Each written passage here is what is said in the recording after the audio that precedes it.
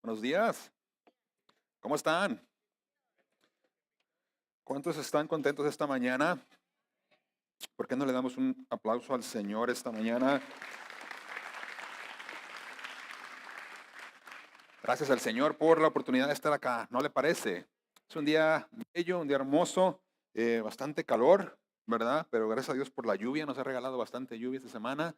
Lo único malo con eso es que uno tiene que cortar la yarda después y bueno, sale peor, ¿verdad?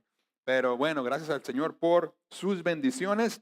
Si esta mañana usted nos acompaña quizá por primera vez, le damos la bienvenida. Es un gusto que usted esté con nosotros. Mi nombre es Adrián, soy uno de los pastores aquí en la iglesia en Houston Northwest. Y bueno, esta temporada de verano, las últimas semanas hemos estado caminando juntos en una serie basada en el libro de los Salmos.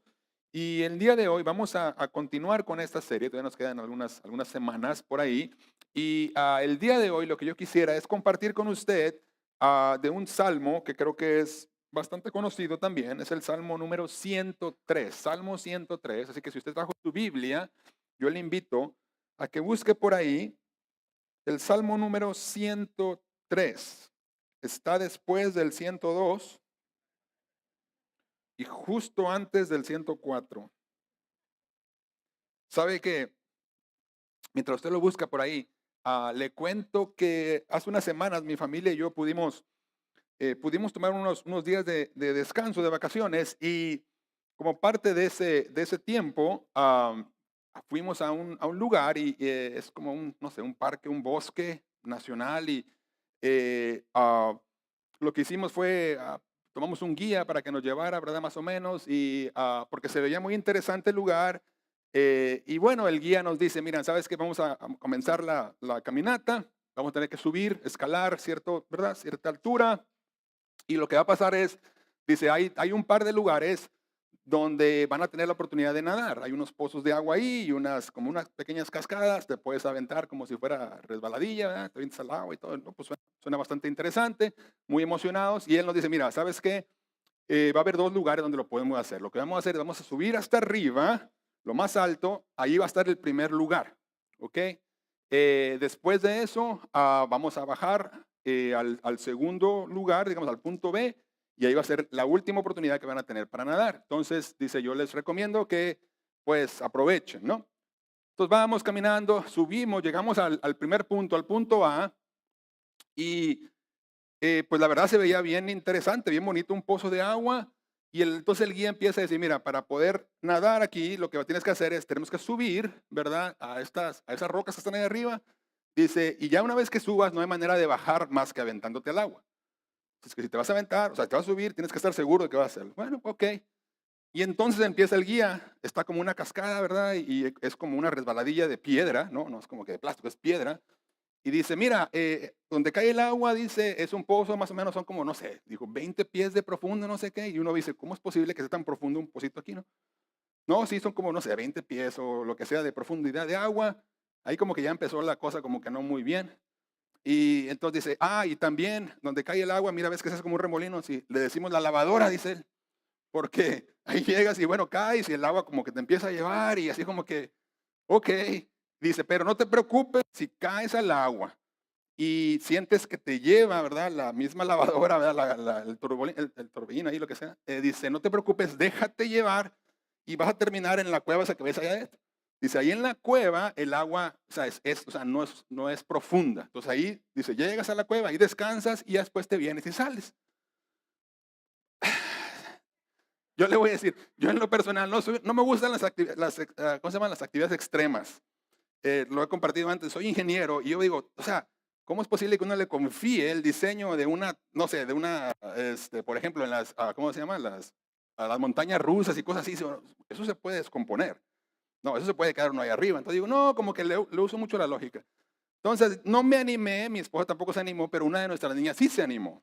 Y empiezan a subir y todo, y entonces yo empiezo a ver y se empiezan a aventar y el agua está fríísima, pero todo el mundo, o sea, que se avienta, salen contentos.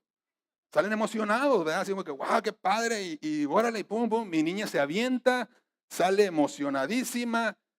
Dije, bueno, ok, bajamos, salimos de ahí. Algo quedó dentro de mí, así como que, quizá me debí de haber aventado. Bajamos, caminamos al segundo, al punto B. Igual, ahí se veía un poco menos extrema la cosa, pero igual, ¿no? Hay una resbaladilla y te avientas y lo que tú quieras. Algo por dentro me decía, aviéntate. ¿Por qué? Porque probablemente no sabes si un día vas a regresar aquí y te estás perdiendo pues la oportunidad de a lo mejor de experimentar algo que no tienes la oportunidad de experimentar cada vez, ¿no? Y entonces dije, bueno, pues me voy a aventar, nos aventamos, animé a mi esposa, ya sabes, yo soy el varón de la casa, tú me tienes que seguir, ¿no? Ya sabe, ¿no? Vamos, y ahí la animé y todo, nos aventamos.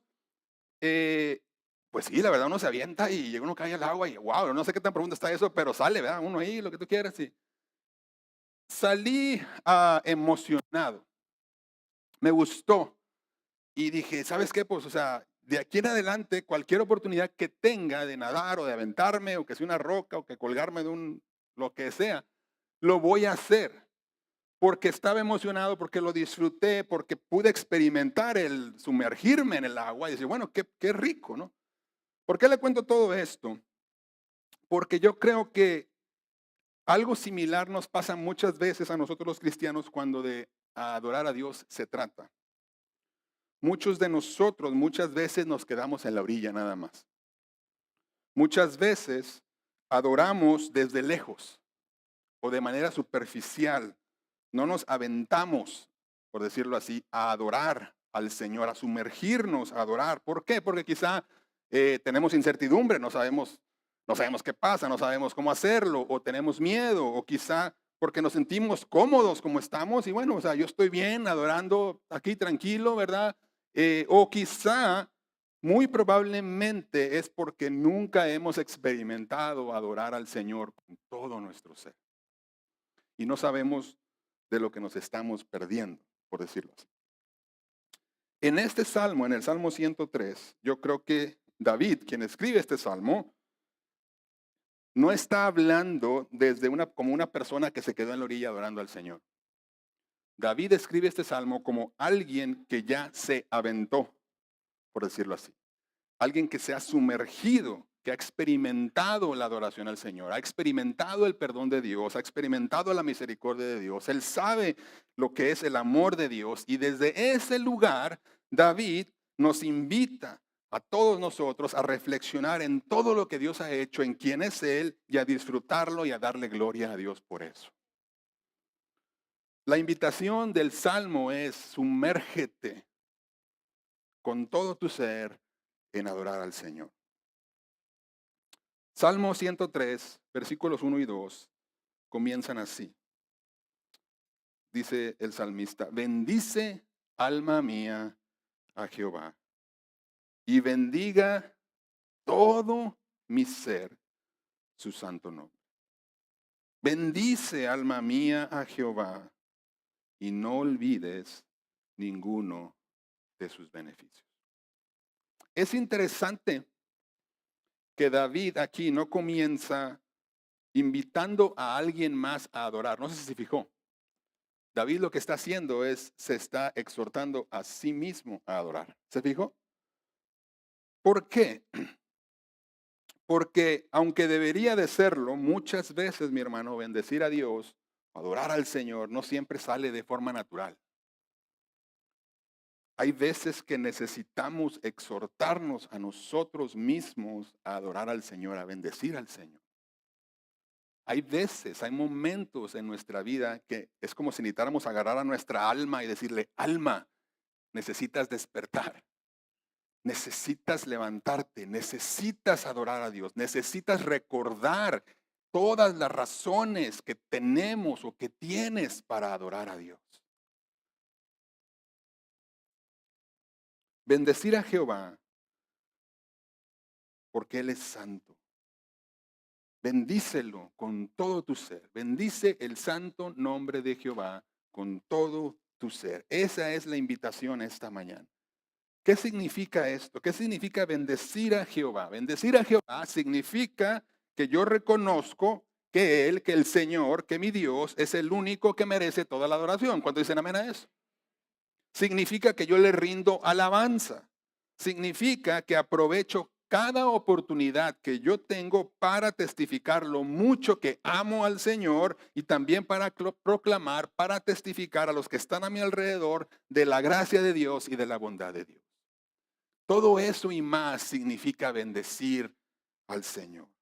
Y lo hago, ¿por qué? Por quien Él es. Lo hago porque Él es santo. Lo hago porque su carácter, su pureza, su eternidad, su sabiduría, su poder, su amor, su bondad. Y también lo hago por todo lo que Él ha hecho por mí y para mí. Y lo hago no solamente de labios, no solamente con mi cuerpo, no solamente con mis manos, sino que lo hago con todo mi ser.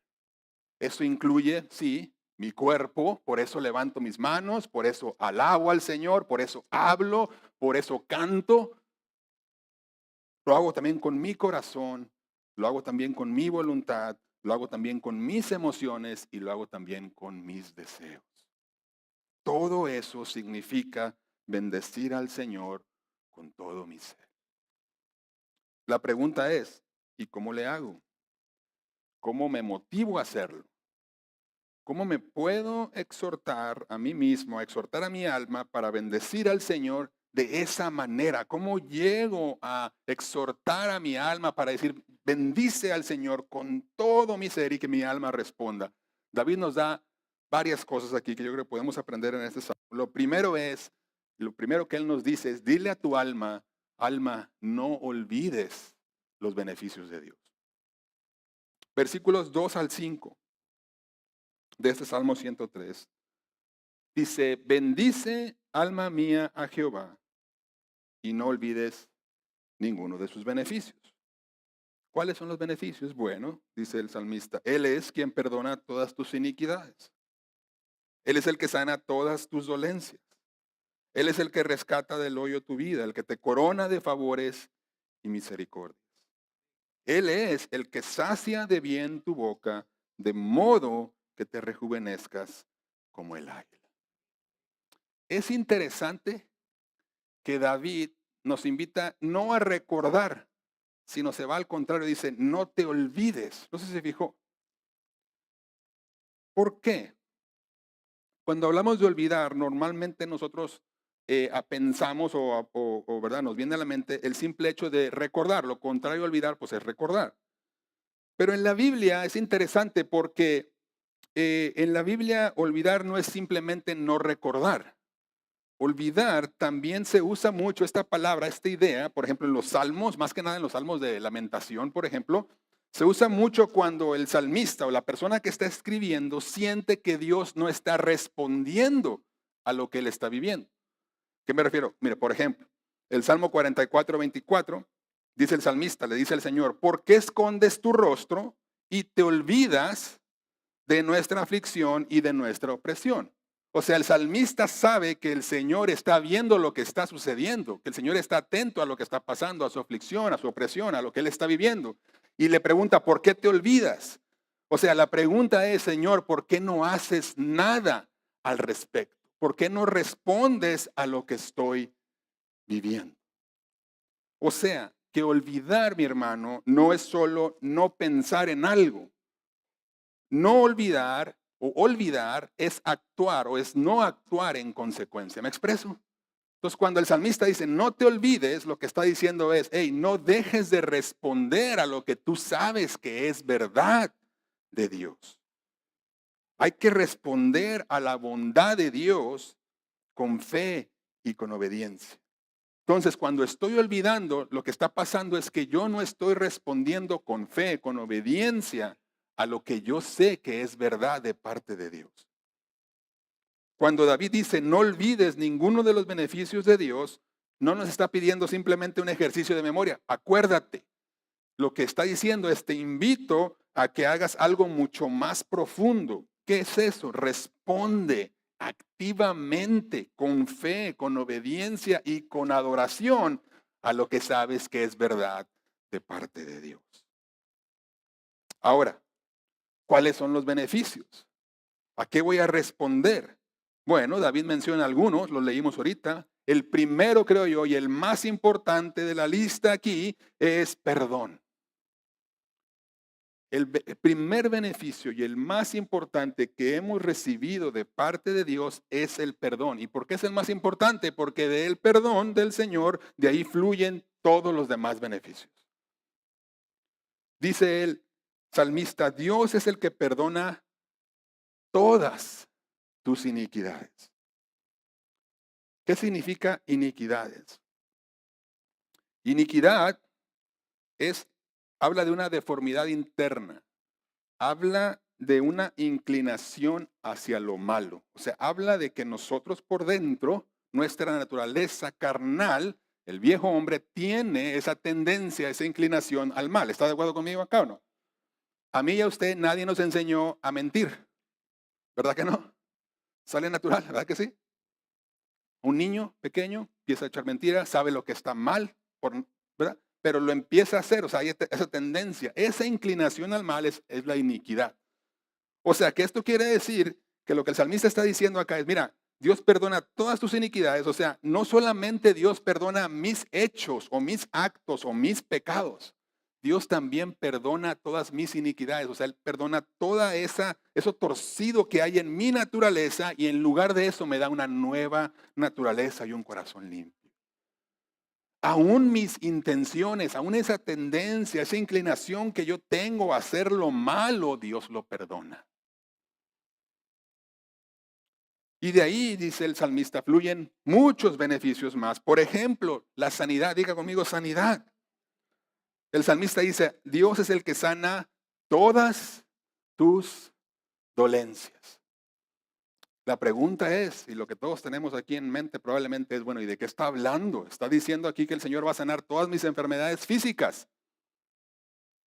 Y aquí nos podemos dar toda la tarde debatiendo y no nos vamos a poner de acuerdo. Estamos hablando de sanidad física, está hablando él de sanidad espiritual. ¿De qué está hablando? Y lo que creemos que la palabra está diciendo, basado en el contexto, se refiere un poco más a la parte espiritual, pero yo no puedo dejar de lado o negar la relación que hay entre la sanidad física y la sanidad espiritual. Porque estará usted de acuerdo conmigo que el Señor tiene el poder para sanar y Él lo hace. ¿Cuántos dicen amén a eso? El Señor lo hace, Él lo sigue haciendo. Creemos que el Señor lo hace. Cuando hay personas en nuestra congregación que están enfermas, si usted está enfermo y pasa a orar, nosotros vamos a orar al Señor y vamos a creer que Él quiere sanarlo. Y hasta que el Señor nos diga, ya no ores por sanidad, entonces decimos, ok Señor, ya no voy a orar por sanidad. Me expreso. El Señor lo puede hacer. El punto es, ¿lo va a hacer o está Él comprometido a sanar en esta vida todas mis enfermedades? Y bueno, yo creo que aquí es donde tenemos también que entrar en la lógica, mi hermano. Si eso fuera la promesa del Señor de que Dios va a sanar todas mis enfermedades en esta vida, pues no hubiera muerte. Pero los creyentes seguimos muriendo, ¿está de acuerdo? Entonces, ¿a dónde va con esto? Principalmente estamos hablando de enfermedades primero del alma. ¿Por qué decimos eso? Jesús mismo, mire, usa una imagen. En Mateo 9 le preguntan a él, ¿por qué come con pecadores? Y Jesús responde algo muy interesante. Él dice, mira, no tienen necesidad de médicos los sanos, sino los que están enfermos, ¿verdad que sí? Y luego él dice, él no he venido a llamar a justos, sino a pecadores. O sea, el Señor está diciendo, mira, el pecado también es una enfermedad. O sea, estás muerto, estás enfermo. O sea, nosotros tenemos enferma el alma. ¿Por qué lo digo eso? Porque tenemos, por ejemplo, heridas que no sanan. ¿Cuántos dicen amén a eso? Hay heridas en el alma que no han sanado. Hay deseos desordenados en mi vida. Cosas que no van de acuerdo a la voluntad de Dios. Yo tengo deseos así. Hay temores, por ejemplo, en mi corazón, en mi vida, que me paralizan y no me dejan caminar en fe. Jesús, mi hermano, es el médico de médicos. El pecado es enfermedad y el perdón es la sanidad. Me gusta cómo lo describe esta parte un comentarista. Él dice, este pasaje, lo que está haciendo este versículo es, proclama la soberanía de Dios para sanar toda enfermedad. ¿Cuántos dicen amén a eso? Basado en la misma gracia que perdona el pecado. Es la declaración de su carácter, un anticipo del reino, una invitación a la petición, o sea, hay que pedir al Señor, hay que orar, hay que pedir, y una promesa que será plenamente cumplida en la resurrección, pero no una promesa de que todo creyente experimentará sanidad física en esta vida o en esta era. ¿Creemos que el Señor puede sanar? Sí. ¿Va a sanar a todo el mundo? Pues no, porque eso no sucede. La voluntad del Señor es que llega un momento, se escriben nuestros días en esta tierra y el Señor nos llama a su presencia. Y nuestra hermana Dori lo dijo hace rato. Cuando yo esté delante del Señor, muy probablemente yo no voy a querer regresar para acá, porque voy a estar mejor ahí.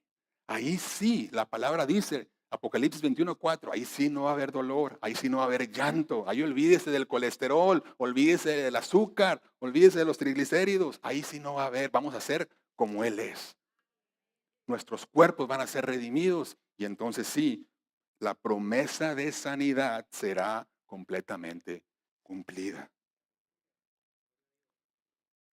Pero no termina la cosa ahí. No solamente hay perdón, no solamente hay sanidad. El salmista habla de redención también.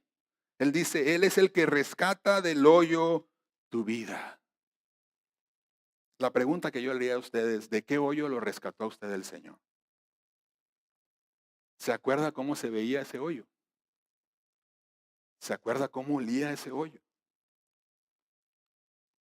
Yo sé que usted sabe de lo que estoy hablando. El Señor nos redimió, mi hermano, de la muerte espiritual. Y con ello, mi hermano, nos redime de la muerte eterna. No te olvides de dónde te sacó el Señor. No recordamos para volver ahí, recordamos para que nunca nos olvidemos de dónde el Señor nos trajo. Pero el Señor va más allá, no solamente nos perdona, no solamente nos sana, no solamente nos redime, también dice, Él te corona de favores y misericordias. O sea, el Señor va más allá de perdonar, más allá de sanar, más allá de redimir, como si eso no fuera suficiente. El Señor dice, te voy a coronar, te voy a honrar.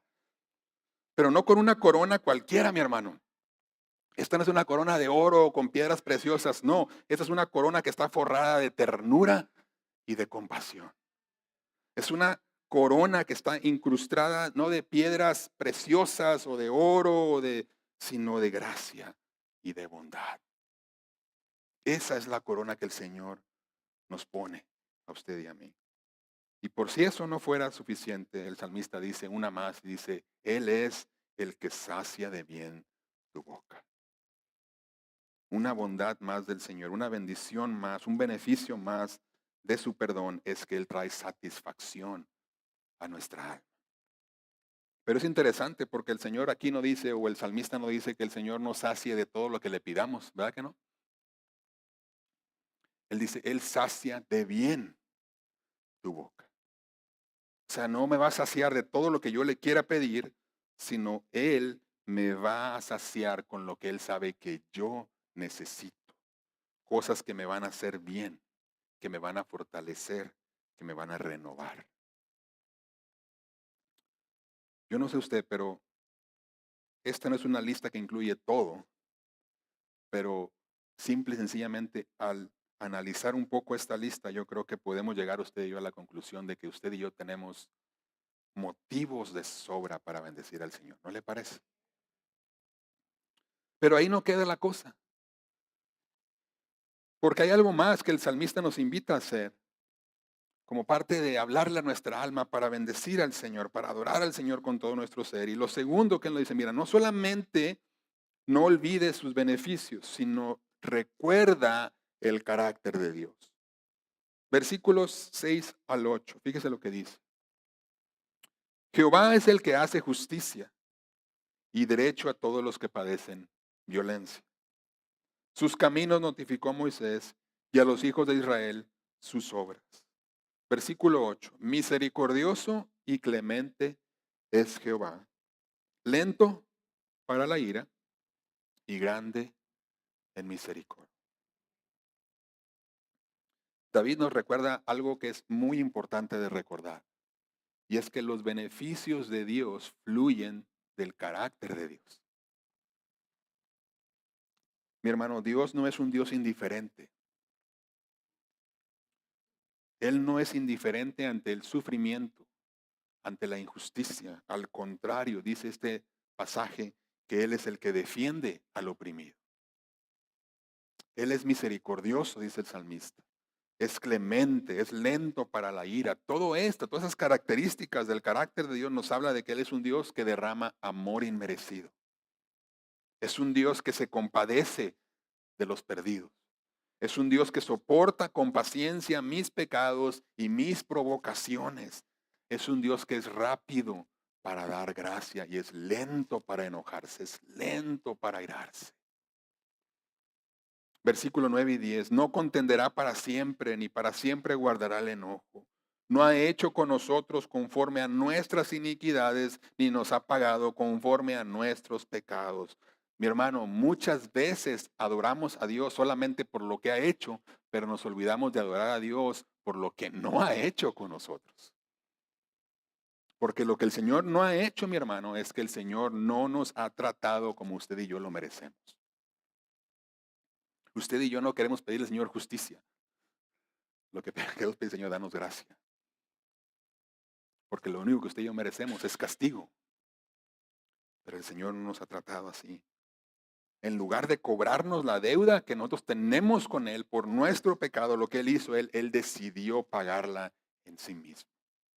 La deuda que usted y yo deberíamos haber pagado, Él la absorbió y la dejó caer toda sobre su Hijo Jesús. Versículos 11 al 14. Porque como la altura de los cielos sobre la tierra engrandeció su misericordia sobre los que le temen. Cuanto está lejos el oriente del occidente, hizo alejar de nosotros nuestras rebeliones. Como el Padre se compadece de los hijos, se compadece Jehová de los que le temen. Porque Él conoce nuestra condición y se acuerda de que somos polvo. ¿Qué tan grande es la misericordia del Señor? Es inmesurable. No la pudiéramos medir, no la pudiéramos calcular. Está tan alta, dice el salmista, así como los cielos de la tierra están separados. No lo vas a poder medir jamás. Así está, así de grande es su misericordia. Está tan lejos su gracia de nuestro pecado, los deja tan alejados que es como si te quisieras unir al occidente con el oriente. La salida del sol con la puesta del sol, la distancia más lejana que te pudieras imaginar. Así es la misericordia del Señor. Mi hermano, el Señor perdona y olvida. El Señor, una vez que disciplina, su enojo cesa. Como que nadie le emociona eso. Pero reflexione. Una vez que el Señor disciplina, lo que Él hace es que abraza. Como un padre que ama a su hijo. Que sabe que el hijo necesita disciplina, porque necesitamos disciplina muchas veces. Pero el Señor lo hace porque sabe que nos ama. Y entonces es como si el Señor viene y te disciplina y luego dice, lo hago porque te amo. Lo hago porque sé que es lo mejor para ti. Mi hermano, usted y yo no adoramos a un Dios de piedra. Usted y yo adoramos a un Dios que está lleno de ternura. Es un Dios que se duele por nuestros pecados, que es sensible a nuestra condición, que cuando caemos Él nos ayuda a levantarnos, que cuando somos víctimas de injusticia nos auxilia, que cuando lo ofendemos nos perdona. Es un Dios cuya compasión jamás, mi hermano, jamás de los jamases va a dejar de fluir. Pero hay una cosa más que yo creo que podemos aprender de este salmo y a la que podemos acudir, creo yo, para hablar a nuestra alma y exhortar a nuestra alma a bendecir al Señor con todo nuestro ser. Y es, no solamente no te olvides de sus beneficios, no solamente recuerda su carácter, quizá y probablemente lo más importante es reflexiona en su gracia. Hay una idea en este salmo que se viene repitiendo. Cuando nosotros lo leemos, si yo leo, por ejemplo, el versículo 11 dice que así de grande es su misericordia para los que le temen. Versículo 13, así se compadece el Señor de los que le temen. Y después en el versículo 17 y 18, esta misma idea vuelve a sonar. Mire lo que dice. Mas la misericordia de Jehová es desde la eternidad y hasta la eternidad sobre quienes, sobre los que le temen. Y su justicia sobre los hijos de los hijos, sobre los que guardan su pacto y los que se acuerdan de sus mandamientos para ponerlos por obra. La idea que se repite una y otra vez en este salmo es que la misericordia, la bendición, los beneficios de Dios de los que está hablando aquí no son para cualquier persona sin importar cómo esa persona viva. Los beneficios de Dios, las bendiciones de Dios, la misericordia de Dios de la que está hablando aquí, en su plenitud, porque el Señor extiende misericordia a todos, pero en su plenitud, las bendiciones de las que está hablando acá no son para cualquier persona, porque si una persona no quiere caminar en la voluntad de Dios, no va a poder acceder a muchos de estos beneficios, incluyendo comenzando con el perdón. ¿Cuántos dicen amén a eso? Entonces, lo que aquí dice es que esa bendición, la plenitud, el perdón, la sanidad, la coronación, la satisfacción la va a encontrar o la va a recibir todo aquel que teme a Dios. Ahora, aquí es donde se pone interesante la cosa. Porque si yo la dejo ahí y ahí terminamos el mensaje, entonces el mensaje sería usted váyase y busque temer a Dios. ¿Qué significa temer a Dios? Bueno, temer a Dios no es miedo, es reverencia. Pudiéramos definirlo así, es alguien que somete su voluntad a la de Dios. Alguien que busca constantemente la manera de agradar a Dios. Alguien que está completamente cautivado y fascinado por el amor de Dios. Lo voy a repetir una vez más. Una persona que teme a Dios es alguien que somete su voluntad a la de Dios. No a veces, siempre, constantemente. Alguien que busca constantemente la manera de agradar a Dios. Alguien que está completamente cautivado y fascinado por su amor. Si termináramos el mensaje y dijéramos, bueno, acuérdese, el que recibe las bendiciones de Dios es el que teme al Señor, el que vive de esa manera. La pregunta sería, ¿quién pudiera decir yo vivo de esa manera? Siempre, constantemente. ¿Quién pudiera decir eso? Si yo lo dejo ahí, usted y yo pudiéramos llegar a la conclusión de que Dios nos está diciendo, compórtate bien y entonces recibirás las bendiciones. Y eso es un peligro muy grave. Y es un peligro que muchas veces nosotros caemos en la iglesia. Compórtate bien y entonces recibirás las bendiciones del Señor. La pregunta que yo le haría a ustedes, ¿qué viene primero, la obediencia o la bendición?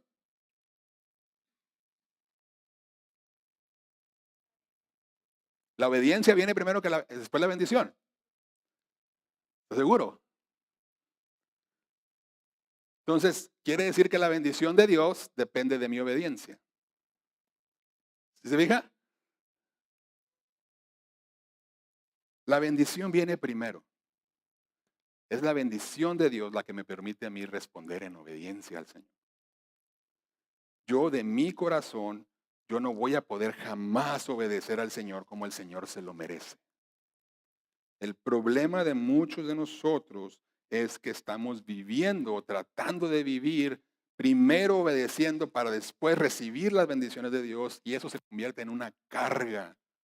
Es un cristianismo que no se puede vivir a la plenitud porque tú jamás vas a poder en tus propias fuerzas obedecer al 100% la ley de Dios.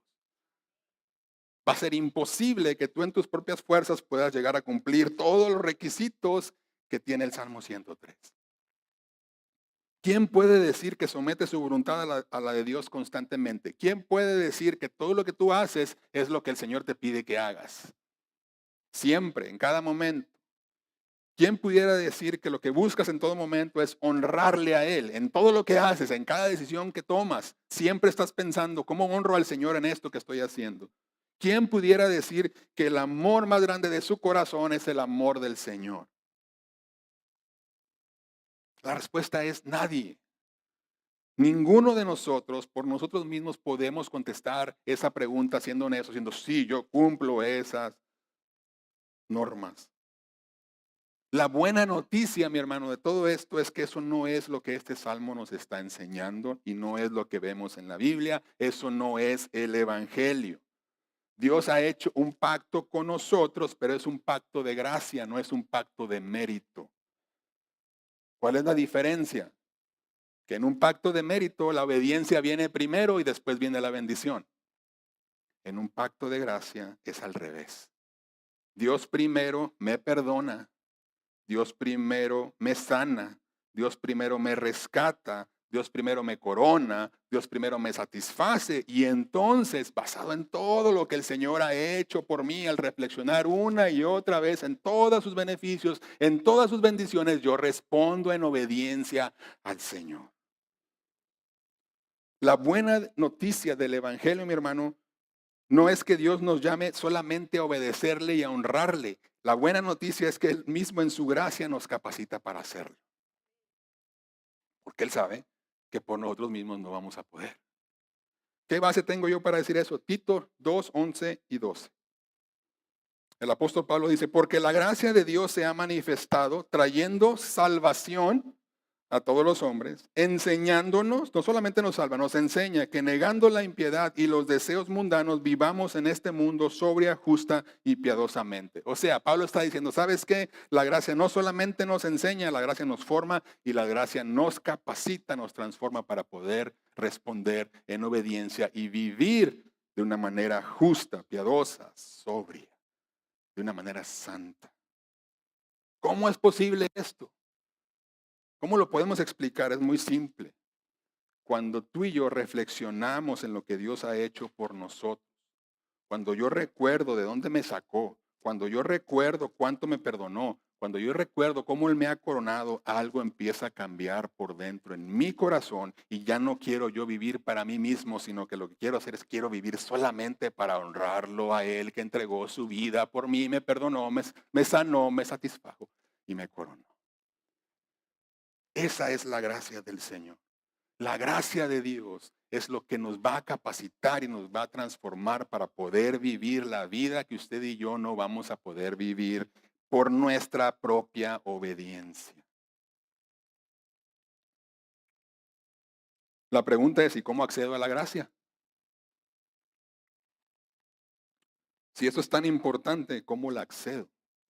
¿Cómo la recibo? Y solamente hay una respuesta y esa respuesta se llama Jesús. Jesucristo. ¿Por qué? Porque en Jesús, mi hermano, Dios hizo lo que usted y yo no podíamos hacer. En Jesús, Dios, a través de Jesús, Jesús vive la vida que nosotros no podemos vivir. La vida que tú y yo deberíamos de vivir, la vivió Él. Él obedeció a Dios. Él sí honró a Dios perfectamente. El único que pudiera decir genuinamente que merece todos los beneficios del Salmo 103 es Jesús, se llama Jesús, nada más. Él es el único. Una y otra vez regresamos a la misma verdad que hemos compartido una y otra vez, y es que esta bendita palabra lo que hace es siempre, siempre, siempre te apunta a la persona de Jesús.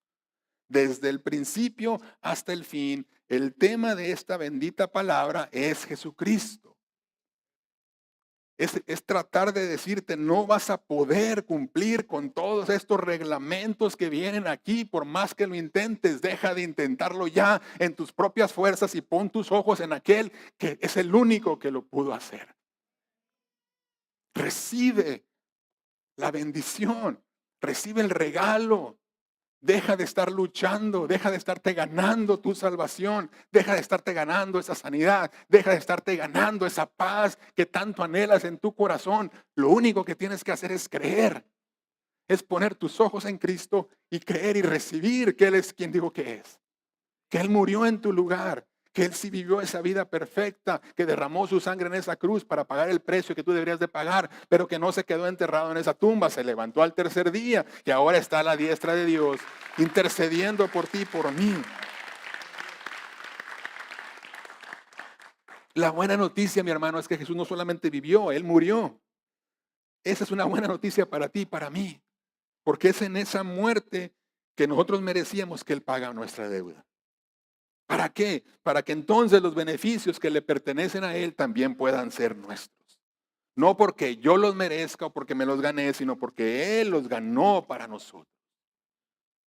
Cuando yo me arrepiento de mis pecados y cuando pongo toda mi confianza y mi fe en Jesús para salvación, Dios me da el regalo de la salvación. Y con ese regalo viene también su propio Espíritu Santo que vive ahora en mí. La presencia del Espíritu Santo es la presencia de Dios en mí, viviendo en mí. Y la presencia del Espíritu Santo, que es Dios mismo viviendo en mí, Él es el que pone en mi corazón la ley que no puedo cumplir. No es externa, ahora es interna, es algo en mi corazón que desea cumplirlo. Él me transforma por dentro y ahora lo que hace es que me capacita entonces para vivir genuinamente como una persona que teme al Señor. Así que volvemos a la invitación con la que comenzamos. El pozo de agua está ahí. Es un agua fresca. Es un agua como no hay otra agua. Es un agua que en realidad quita la sed, mi hermano. Pero no la sed física. Es un agua que quita la sed del alma. La invitación es, no te quedes en la orilla. Sumérgete, aviéntate con todo tu ser a adorar al Señor. Llama a tu alma, exhorta a tu alma, invita a tu alma, despierta a tu alma para que adore a aquel que te salvó, al que te perdonó, al que te sanó, al que te coronó y al que llena de satisfacción tu alma, tu corazón y toda tu vida. Mi hermano, una vez que usted y yo nos sumerjamos, todo eso que experimentemos, jamás, mi hermano, jamás usted y yo vamos a querer volver a la orilla. Entre más usted y yo busquemos sumergirnos en bendecir al Señor, en adorar al Señor, mi hermano, más vamos a desear hacerlo de todo nuestro corazón. La invitación el día de hoy es simple y sencillamente, aviéntate, arrójate, aviéntate de sus brazos, reflexiona en lo que el Señor ha hecho por ti, reflexiona en su carácter, reflexiona en su gracia, invita a tu alma a adorarle al Señor con todo tu ser. ¿Por qué no cerramos nuestros ojos esta mañana y le damos gracias al Señor?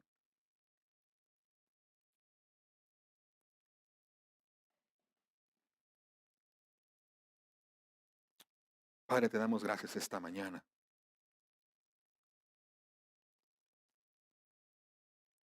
Gracias por recordarnos el día de hoy, Señor, todos tus beneficios.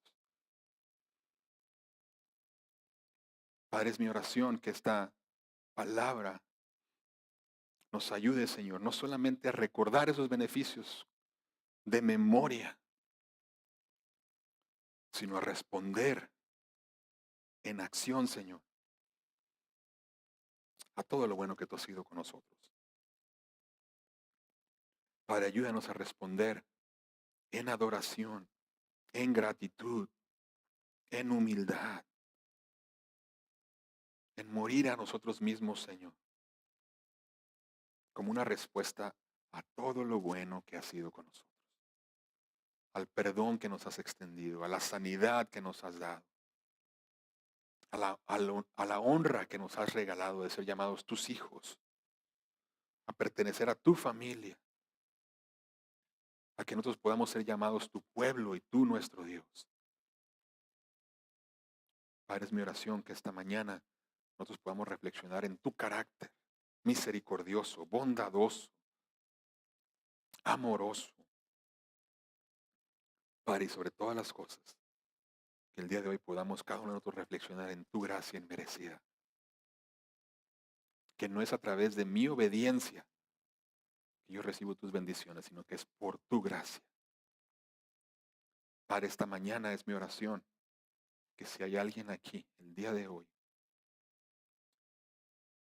que no ha tomado la decisión de arrepentirse de sus pecados, de reconocer que es un pecador, una pecadora, Señor, que el día de hoy tu Espíritu Santo pueda hablar y pueda llamar a cada uno de esos corazones, Señor, y que cada una de esas personas puedan responder a ti.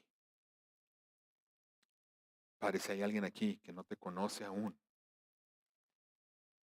que no tiene una relación personal contigo, que no ha puesto su confianza para salvación, su fe en ti, Espíritu Santo, es mi oración que tú hagas la obra el día de hoy y que el día de hoy pueda ser el día de salvación para cada una de esas personas. Padre, te damos muchas gracias esta mañana. Te bendecimos y te pedimos que nos ayudes y nos conviertas en una iglesia que te adora con todo su ser. con todo su cuerpo, con todo su espíritu, con toda su alma, con toda su mente, con todas sus fuerzas. Te damos gracias, Señor. Y todo esto nosotros lo pedimos en el dulce nombre de Jesús. Amén y amén. Que Dios le bendiga.